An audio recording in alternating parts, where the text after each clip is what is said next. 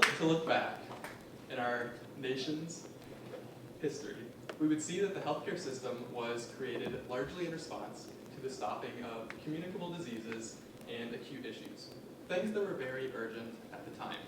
Broken bones, surgeries, stopping the transmission of viruses, stuff like that. And the healthcare system worked perfectly. It worked exactly as it was intended to do. Today we've largely overcome most of these issues. We know how to deal with broken bones, we know how to safely and properly conduct surgeries, and we know how to stop the spreading of diseases for the most part. Today we have new problems. We have what you call the diseases of modernity. Cancer, Alzheimer's, chronic disease, autoimmune conditions, diabetes, all of these things kind of fall under this general umbrella.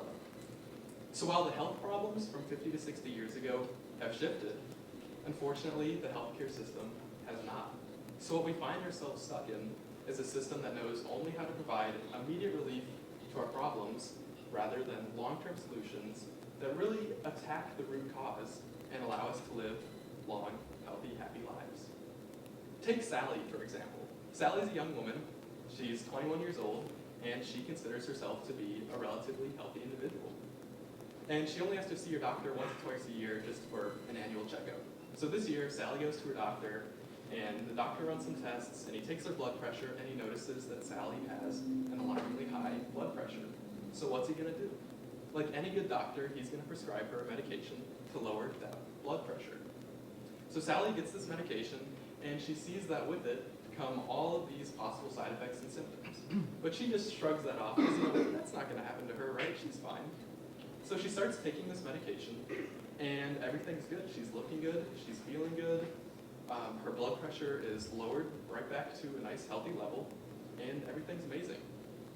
But 3 days after taking this medication, she notices that she's having trouble sleeping at night. And the next day at work, she's feeling anxious, and she has nausea, and she's feeling dizzy, and she has this killer headache that is just stopping her from getting her work done. So Sally lets her doctor know, and she tells him what's up, and he tells her to immediately stop taking this medication. So I just want to pause here and bring up a pretty big point. As soon as Sally stops taking that medication, what's going to happen to her blood pressure? It's going to go right back up.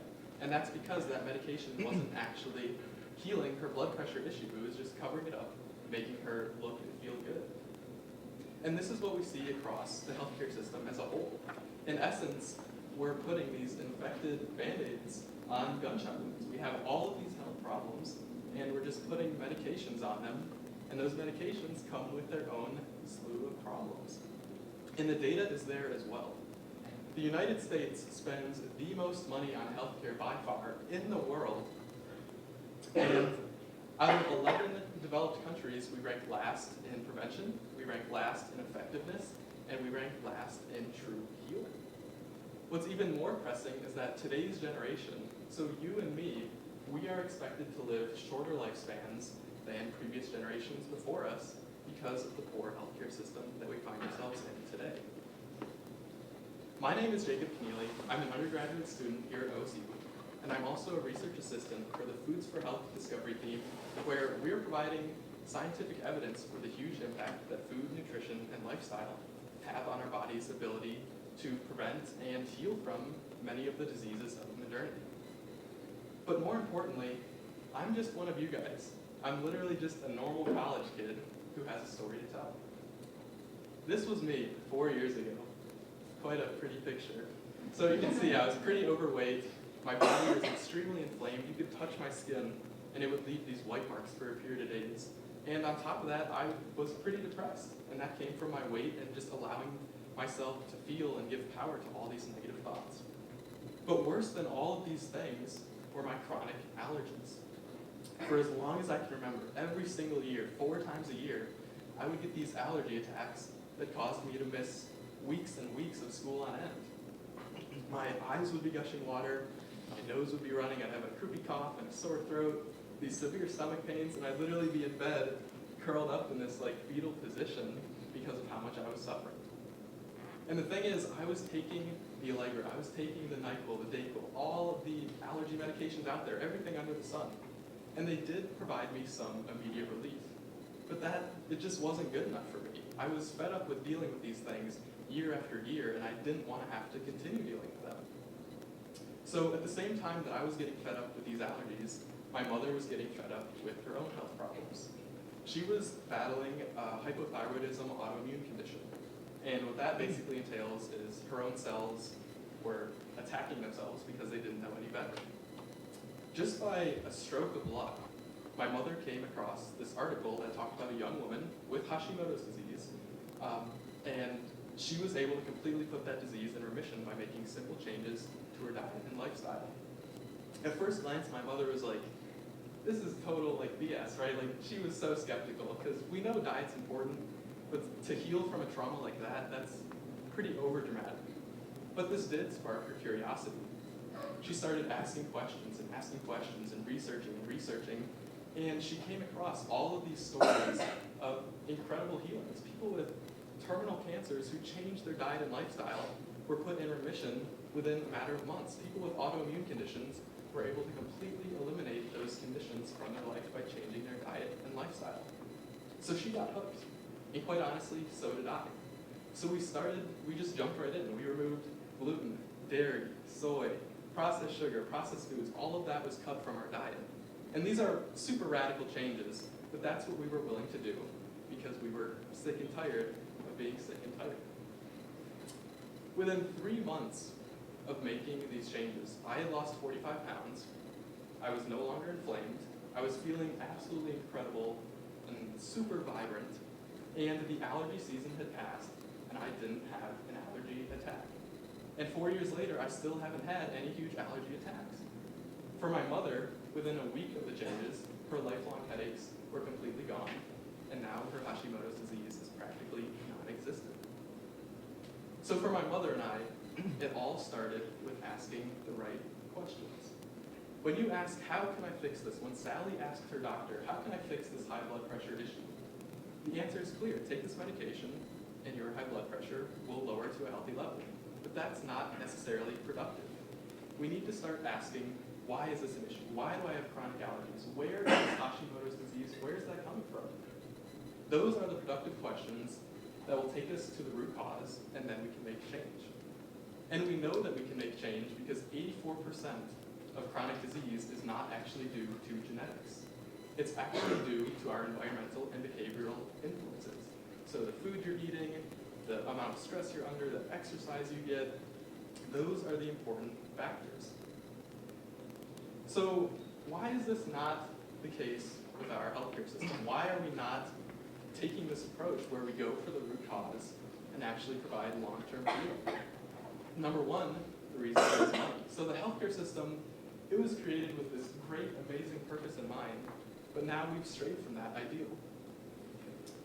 When you are prescribed a medication, in essence, you become a subscriber for life. You're going to be paying for that medication month after month, year after year, until you drop dead, because that medication isn't actually healing your issues. It's just covering them up and making you look and feel good. On top of that, if you were to look at your insurance policies, your health insurance policies across the board, there's a line in fine print that reads, "We will not pay for anything that might aid in the prevention of disease." And that's pretty insane to think about. So on the one hand, we're all paying for these medications that aren't providing us health, and we're also paying for insurance that isn't going to help us until the problems have already arisen, until it's too late. Second reason, so money is number one. The second reason that this is not the case is because the healthcare system is becoming extremely specialized. So just for an example, you could go see a gastroenterologist who specializes in the intestinal tract, and he looks at only men with autoimmune conditions. The problem when you get that specialized is that the only question you can ask is, how can I fix this? And we know that's not a productive question. And you miss the whole bigger picture, and it's in that bigger picture where the health problems usually arise and where the solutions can be found. And doctors know this. Doctors are recognizing that they aren't able to create the healing that they want in their patients. We're losing 168 doctors every single day from the healthcare system because they're getting frustrated. And it's estimated that by 2025, we're going to have a shortage of 52,000 primary care physicians. And that's insane to think about. There was a recent study published that surveyed doctors all across the nation, and it asked them to relate with the statement, "I am disillusioned with conventional medicine." 82% of respondents said that this describes them pretty stinking well. The study went on to show that 37% of doctors feel inspired by their work, and only 25% of doctors wake up excited to start their day. And that's incredibly sad when you think about all the years of schooling and all the hard work that they put in. Only 25% are excited to start their day. But on the bright side, 73% of doctors responded that they are completely dedicated and committed to their patients' health and well-being. So I want to make it very clear that I'm not at all blaming doctors. Doctors are literally the most amazing, caring, compassionate, loving people, human beings that you'll ever meet on this planet. But when you stick them in a system that doesn't provide them the tools they need and the resources they need to create real health within their patients, they're kind of stuck. There is a fix. There is a solution. There it is. That's right, Scooby-Doo is our savior. In all seriousness, this is what the healthcare system needs to start looking more like. We need to start training and supporting doctors to really act like detectives and search for clues. Start looking at the holistic picture, not these little zoomed-in specks. On top of that, the healthcare system should start providing doctors with allied resources, life coaches, mindset coaches, health coaches, gut health coaches, personal trainers. All of these extra resources so that patients can receive help in the areas that are going to improve their health the most. Luckily, we're headed in this direction, but it is going to take some time. Meanwhile, here's what you can do. So whether you're a little skeptical or frightened by what I'm saying, there's no need to be. First of all, don't abandon the system at all, because our current medical system is seriously amazing.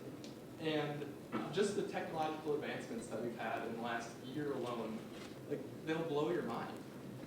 So if you were to get in a car accident and break half the bones in your body, with Spencer, he didn't break half the bones in your body, but as an example, no matter how much green juice you drink and no matter how much you change your diet and lifestyle, you weren't going to heal from that, right? You needed the current medical system. So don't abandon the system. Secondly, don't take a passive role with your health. Research, do your own research, start asking questions, ask your doctor tough questions so that you can make the best educated decisions for yourself and your own health. And thirdly, just start doing this now. Start taking baby steps so that you don't have to suffer in the future. When we're going to be short 52,000 doctors in less than 6 years, we don't know what the healthcare system is going to look like. We don't know if we're going to have to wait weeks or months or years to receive proper treatment. So why even risk being a part of that system? Why not take just little baby steps so that you can avoid the suffering in the future? When I look back at this boy from 4 years ago, I'm wondering how the heck could I have possibly went from that to where I am now, how I look, how I feel, just it literally blows my mind. But all it took was asking a few good questions and taking baby steps over a long period of time. And I'm still taking baby steps. It's a lifelong process. So if this clueless kid up on the screen, if he can do it, so can you.